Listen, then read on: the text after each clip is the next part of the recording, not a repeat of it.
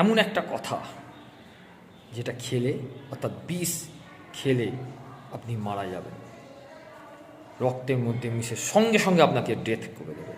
কিন্তু সেই বিষ আবার অনেক মানুষের প্রাণ বাঁচায় ওষুধ রূপে তৈরি করে।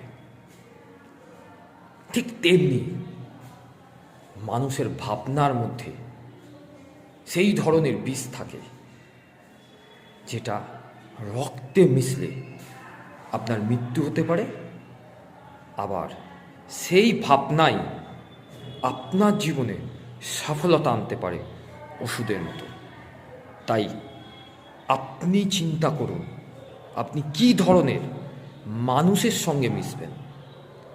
যারা ভাবনা দিয়ে ওষুধ তৈরি করে এই রকম মানুষ, না তাদের সঙ্গে যারা শুধু মুখ থেকে বিষই বার করে এবং যেটা সরাসরি রক্তে মিশে গিয়ে মানুষের ভেতরকে ছাড়কার করে দেয়।